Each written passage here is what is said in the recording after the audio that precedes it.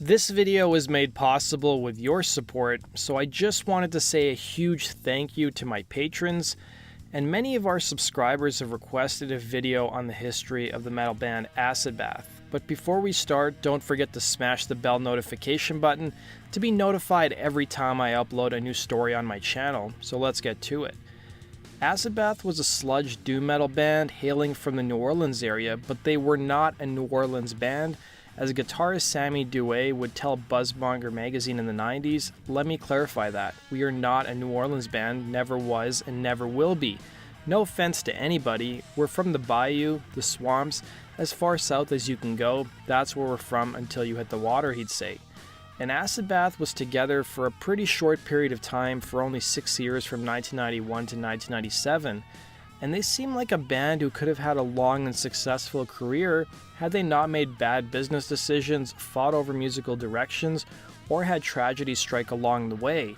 In fact, their story almost seems like one that's been deliberately erased from the internet. What am I talking about? Stay tuned to find out.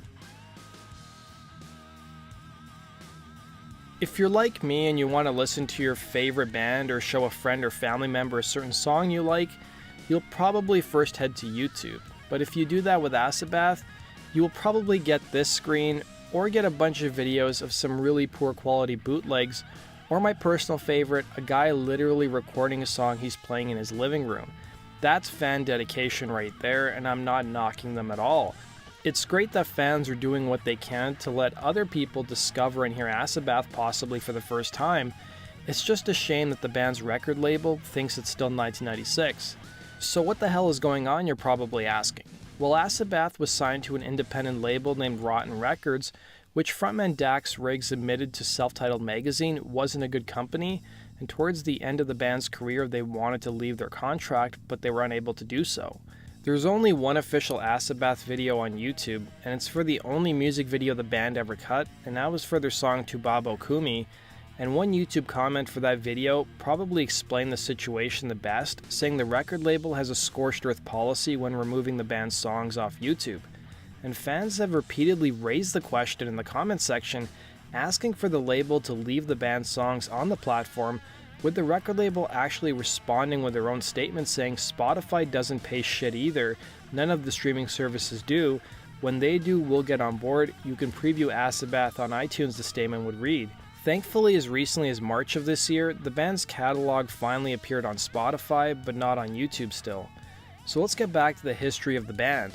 Acid Bath were based in a number of small Louisiana towns, but they are officially said to be from Houma. And although the band never achieved commercial success, they have a very loyal following, especially in their home state. And Acid Bath would release 2 albums across their short-lived career, most notably their 1994 debut record When the Kite String Pops, and 1996's Pagan Terrorist Tactics. And the band would also release a number of radio edits and a collection of demos in 2005, simply titled Demos 1993 to 1996. And the band's sound was influenced by a wide range of bands, including Black Sabbath, Alice Cooper, Celtic Frost, Simon & Garfunkel, Carcass, and Dark Throne. And the band's sound mixed different styles of sludge metal with death growls, as well as gothic and grunge vocals, along with acoustic guitar and spoken word poetry. And the band's music was well known for featuring multiple tempo changes within one song.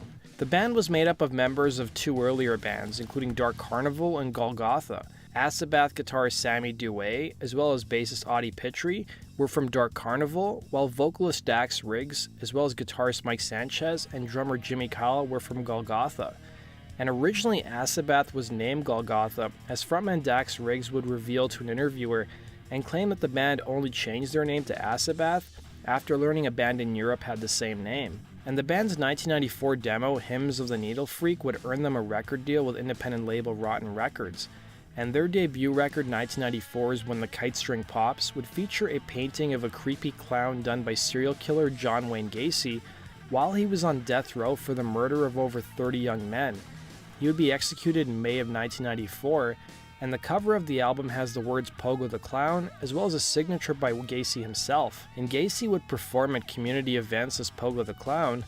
You would think it was the band's idea to use the artwork on the front of the album, but frontman Dax Riggs would reveal to an interviewer that the record label forced the artwork on the band and he personally hated it. When the Kite String Pops would sell almost 40,000 copies, and while it may not seem like a lot, it did beat the average sales for an independent record release.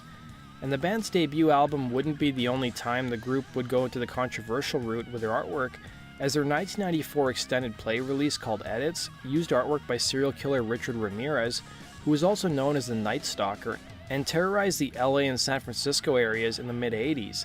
And the media stupidly claimed that the AC/DC song Night Prowler inspired his murders. The group's most well-known album would be their final studio record, 1996's Pagan Terrorist Tactics, whose cover art was done by Dr. Jack Kevorkian, who was a controversial proponent of physician-assisted suicide. In a 1997 interview with Chronicles of Chaos, Mike Sanchez commented on the choice of artwork, saying, "The madness, chaos, and romance of Ramirez and Gacy was a tasteful ingredient to throw into our American pie. Dr. Jack Kevorkian featured on Pagan Terrorist Tactics as part of what's going on inside. There are those who praise him for giving them their freedom, then there's those who are on the outside wanting your freedom to control." The band would also tie in some other clever pop culture references into their work. Singer Dax Riggs was inspired by comic books, specifically those authored by Frank Miller, Alan Moore, and Clive Barker. And in the last track from When the Kite String Pops, called Cassie Eats Cockroaches, the band used samples from 1971's A Clockwork Orange and the 1986 David Lynch film Blue Velvet. And Riggs' lyrics also had a dark current running through them, often focusing on drug use, death, mental illness, dark humor, paganism, nihilism, and a general dislike of humankind. The band would play their final gig on December 14, 1996 at Texas Billiards, which was a club in Arlington that was actually owned by Pantera guitarist Dimebag Darrell. But sadly, the band's career came to an abrupt end on January 23, 1997, when bass guitarist Audie Pitre and his parents would be killed by a drunk driver who would run a stop sign. Kelly Pitre, Audie's brother, was the only one of 4 family members to survive the incident, escaping with only a broken rib and a mild neck fracture. The drunk driver, for his part, would be convicted with 3 counts of vehicular manslaughter. Unlike many bands who lost a member and continued recording, such as Metallica, AC/DC, and Alice in Chains, Acid Bath made the career-ending decision to disband after Audie's death. But it's important to note that the band would have likely broken up regardless of Audie's death, as Dax Riggs would reveal to an interviewer years later that towards the later part of the band's career, he was writing a lot more slower and acoustic songs that his bandmates were not interested in hearing. He would tell Metal Underground, "There were some problems on the second record. The Iggy Pop-ish kind of vibes that I was sending out there weren't fully taken in by some of the members of the band," he'd say. And in a separate interview, he would be asked whether the death of Audie was an excuse to break up the band, and he would respond saying, "There were definite vibes in the band that we were through. There were too many people around that didn't play in the band that were relying on us for their livelihood. I don't know if I could have stepped out. Maybe I could have broken away slowly. Audie was the one in the band who tied it all together. He was the one that dug heavy and melodic hippie-type music. I felt creatively that it wasn't happening anymore, and we weren't hanging out together, but each had their own camp in the band. It wasn't an excuse, it was just a reason. We did play some shows without him though, and it just felt like a sham. The last album was very difficult to write, and no one could come together. Creatively, Acid Bath was coming to an end though. I didn't want to play those songs anymore, but I certainly didn't want to play them with somebody that wasn't there. It was too much for me to keep going on without him," he'd say. Guitarist Sammy Duet would reveal that there was in fact some work being done around the time of Audie's death on a third record, tentatively titled Killer Rat Poison, telling the YouTube channel Does It Doom the following. There's a lot of people were asking about like a third album. Was there material for a third album? Like, did you have it? There's things that say you have a third album that was distributed a little bit, or you used the riffs in Goat Whore. I'm going to clarify this once and for all. All right. Exclusive Does It Doom information. I'll take it. There was no actual professional recording of stuff for the third album. Like everybody's saying that it was recorded and we didn't put it out because of the record company and blah, blah, blah, blah, blah. That's all bullshit. Basically, what I have, and I believe I am the only person that owns this, is that we used to practice in this house where I used to live in Thibodaux, Louisiana. And at the time, Goat Whore and Acid Bath was rehearsing there. And we would just, come up with some ideas and record them, and they never really formed into songs per se. Right. But it's like just you could the beginnings of songs and just pieces that felt that got put together and stuff. So I have like very rough like ghetto blaster recordings of just those jam sessions, you know, and it never really developed into entire songs. It's just, you know. Following the dissolution of the band, the members each went their separate ways, with Duet continuing to play in metal bands, while vocalist Dax Riggs would play in several other bands and pursue a solo career that was far removed from his work in Acid Bath. It was also rumored that at some point in time Jimmy Kyle went to Africa to become a missionary. And in 2014, rumors swirled online that the band was reuniting without vocalist Dax Riggs, when drummer Jimmy Kyle posted a message on Facebook saying Acid Bath is in search of a vocalist. Please send MP3, demo, videos, and any other music links performing Acid Bath songs. It was also rumored around this time that Kyle had tried to reach out to Slipknot and Stone Sour frontman Corey Taylor, but these reunion rumors would be quickly shot down by Sammy Duet, who would tell Against Magazine that Kyle had reached out to Taylor without asking the other members of Acid Bath, and ended it by saying there was not Acid Bath without Audie Pitre, so there will never be new Acid Bath material. And as most recently as 2019, during an interview with Does It Doom's YouTube channel, Duet hinted that there were some talks of doing a tribute to Acid Bath with a new singer, as vocalist Dax Riggs didn't seem to be interested in revisiting his past.